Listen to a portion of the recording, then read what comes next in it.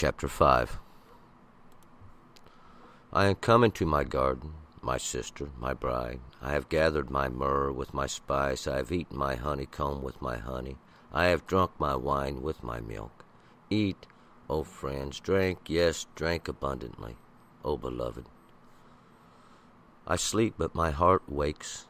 Hark, my beloved knocks. Open to me, my sister, my love, my dove, my undefiled.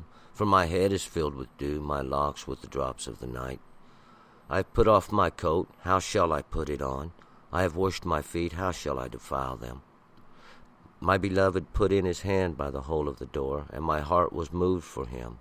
I rose up to open to my beloved, and my hands dropped with myrrh, and my fingers with flowing myrrh, upon the handles of the bar. I opened to my beloved, but my beloved had turned away, and was gone. My soul failed me when he spoke. I sought him, but I could not find him. I called him, but he gave me no answer. The watchmen that go about the city found me. They smote me, they wounded me. The keepers of the walls took away my mantle from me. Oh, I adjure you, O daughters of Jerusalem, if you find my beloved, what will you tell him? That I am lovesick? What is your beloved more than another beloved, O you fairest among women? What is your beloved more than another beloved, that you dost adjure us? My beloved is white and ruddy, preeminent above 10,000. His head is as the most fine gold, his locks are curled and black as a raven. His eyes are like doves beside the water's brook, washed with milk and fitly set. His cheeks are as a bed of spices, as banks of sweet herbs. His lips are as lilies, dropping with flowing myrrh. His hands are as the rods of gold set with beryl. His body is as polished ivory overlaid with sapphires.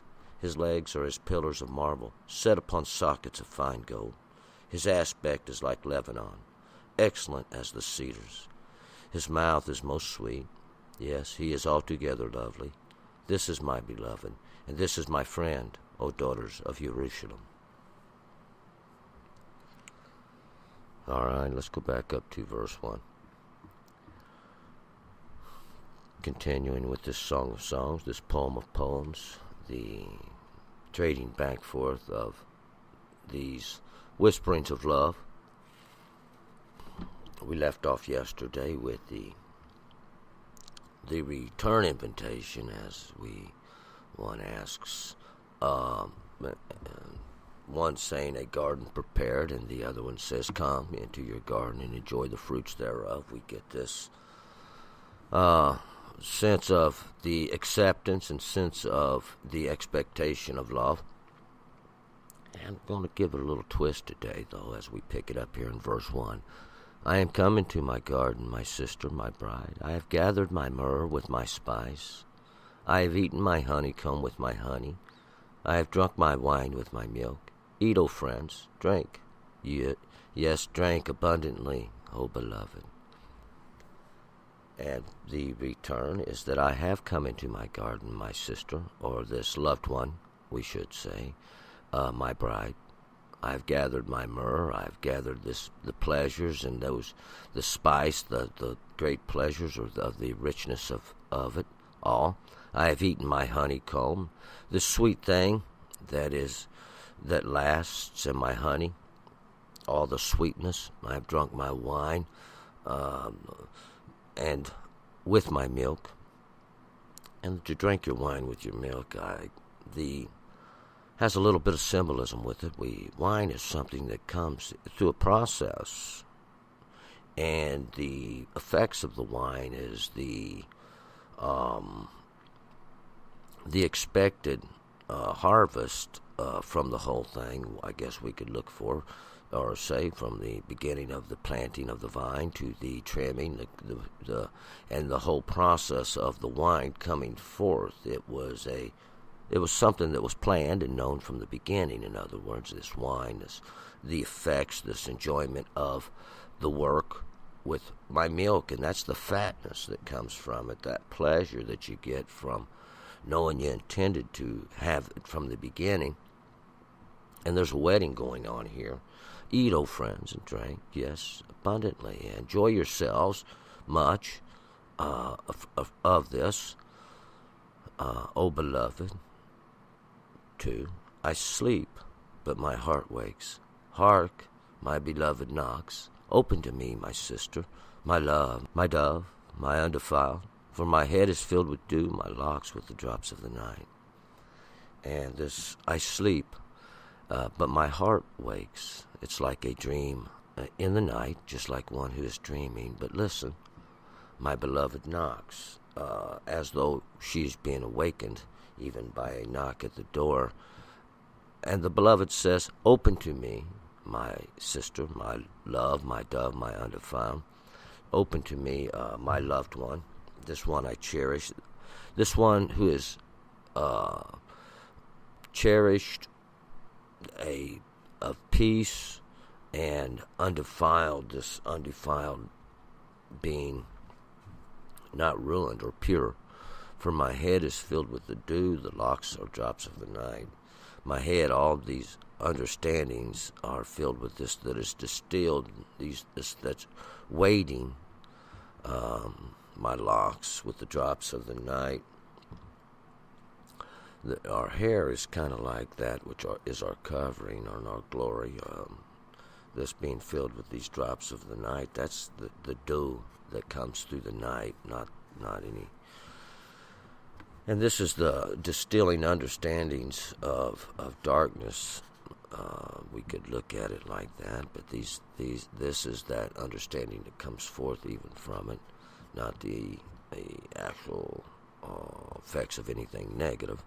3, I have put off my coat. How shall I put it on? I have washed my feet. How shall I defile them? To have put off your coat means you've felt the warmth. How shall you go back out? How shall, if you've washed your feet, how shall you defile them? To wash your feet is to make clean from the day's path, or this path that you've been on, and make your feet clean. It is to be done for the day, so to speak, and that means you have finished. How would you defile them again? How would you go back out? You felt the warmth. How would you leave? You've made clean and ready. How would you go out? For my beloved put in his hand by the hole of the door, and my heart was moved for him. So, continuing even in this dream, my beloved put in his hand by the hole of the door. As to open for himself, the hole of the door is where they would reach in and unbolt the door from the inside. And my heart was moved as she seen. 5, I rose up to open to my beloved, and my hands dropped with myrrh, and my fingers with the flowing myrrh upon the handles of the bar being the latch. They would use in those days. These hands that dropped with myrrh, pleasant, good intent. We find the fingers are these things that work in the hand. There's gladness and there's happiness with it, and this hope that of happiness as the door is open. 6, I opened to my beloved, but my beloved had turned away and was gone. My soul failed me when he spoke. I sought him, but I could not find him. I called him, but he gave no answer. The door's open, but my beloved had turned away. The moment was gone. This is where the dream kind of goes bad, it seems. But it's only a dream. It's like a bad dream. My soul had failed me. When he spoke, there was no voice. I sought him, but I could not find him. I called him, but he gave no answer. There was no return answer. There was no reply. 7, the watchmen that go about the city found me. They smote me. They wounded me. The keepers of the walls took away my mantle from me. And the watchmen, these would be the guards about the city. They found her. They get this intent of this one who is running in the streets, searching, screaming out for her loved one, and can't can't find him. They smote me. They wounded me. This is to bruise or to crush in some way, maybe with scolding, to probably to hold, to control, and the keeper of the wall and the keepers of the wall are the ones that surround the city that keep you from going out. They took away her mantle or her covering to prevent her leaving the city. The coldness would overcome, or the darkness. 8. I adjure you, O daughters of Jerusalem, if you find my beloved, what will you tell him? That I am lovesick? I adjure you, and adjure has a little more intent than just bid or beg, I guess. It's more like it's more like I warn you to tell him. The intent is to counsel or advise. I advise you would be a good word. O daughters of Jerusalem. These daughters of Jerusalem, as I explained many times, are these ones that go forth with the understandings even of these teachings of peace. And, of course, that's always going to be the law the Lord give us. If you find my beloved, if you will tell him that I am lovesick, I am. And this is because to the feminine has been returned to her place, waiting for this one. 9. What is your beloved more than another beloved? O you fairest among women, what is your beloved more than another beloved, that you doest adjure us? And what is your beloved? Who is he that you fairest among women? And this fairest among women is that feminine aspect. Woman means something from men, or from man. And this is going to be that fairest understanding, that fairest, most beautiful one. Who is your beloved more than another? Who is he? What makes him better than anyone else? That you would adjure us, that you would advise us to tell him these things. 10. My beloved is white and ruddy, preeminent above 10,000. My beloved, and now we're going to find she's going to tell him about the beloved, maybe a little backwards from what some people understand it. But he is white and ruddy. We'll find out this white. He shines with this ruddiness, this natural abilities, or this nature of things, I guess, the natural color. And he is preeminent, or I believe King James Version says chiefest. He is above 10,000. He is, and the 10 is always in reference to the law. 10, the greatest among thousands, or all those, is basically what it means. 11, his head is as the most fine gold. His locks are curled and black as a raven. And his head is as the fine gold, or the purest of pure things. His locks, those curls of his hair, are black as raven. They are black. Black is always a dark color, and has the raven is a bird which shares that color, darkness, and that which is looked upon as this darkness, even that flies about. Darkness is always a mystery because we don't have the ability to see there. Darkness holds some kind of fear to some people, but darkness always represents a little bit of the unknown. 12, his eyes are like doves beside the water brooks, washed with milk and fitly set. In his eyes, his perceptions are like doves, peaceful things, beside the water's brooks. That's always those trickling waters of understanding. That's the sound of knowledge or wisdom. We could look at it like that. That are washed with milk, made white, made pure, and fitly set, as if they belong there. 13, his cheeks are as a bed of spices, as banks of sweet herbs. His lips are as lilies dropping with flowing myrrh.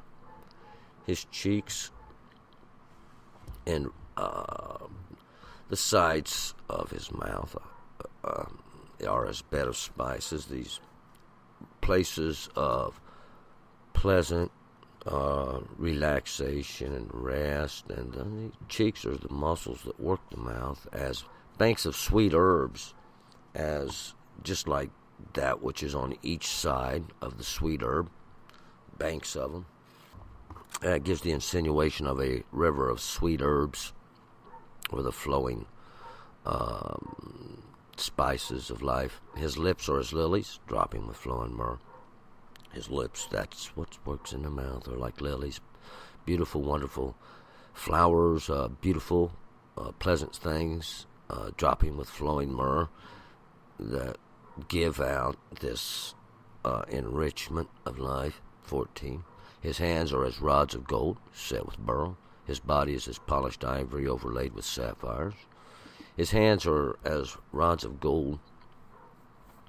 Hands always a representation of works. Rods, like rule or orders of gold. Pureness that are set with beryl. Beryl is the word is tarshish. It is a stone that looks like gold. It's not gold. It's a yellow jasper. The settings that appears to be gold. His body is polished ivory overlaid with sapphires. And his body here, that soft places, his belly, or that places that are soft, are polished ivory, or highly polished, shining sapphires. Sapphires are precious stones, to give off more likely a red appearance or a ruddy color. 15. His legs are as pillars of marble, set with sockets of fine gold. His aspect is like Lebanon, excellent as the cedars. His legs, that which he stands on, or that which shows his strength in standing, are as pillars of marble. And this marble here is going to be a stone that is white or that is bleached out, and they are set upon these sockets of fine gold. It's like pureness in the place of that which is purely fine, and gold is that which belongs to God. It's always that most perfect part. His aspect is like Lebanon, excellent as the cedars. His aspect, or his appearance, is like Lebanon. It's just like that which is white. His appearance is pureness, excellent as the cedars. As cedars is something that's everlasting. It's something that's it's viewed as eternal, always has been. It's an evergreen. It's been used, as I've referred to them, as ashers in times past. This comparison that is used to show life and eternity. 16. His mouth is most sweet. Yes, he is altogether lovely. This is my beloved, and this is my friend, O daughters of Jerusalem. His mouth is most sweet. His mouth, and that which is pouring out, that poured out is even his wisdom, his understanding, his knowledge, his love, his goodness. He is altogether lovely, beautiful in his appearance in all ways. And this is my beloved. This is the one I love. And this is my companion. This is the one that is with me. O daughters of Jerusalem. And daughters of Jerusalem are those ones who have those understandings, even those teachings of peace. We're going to move forward to Song of Songs, chapter 6.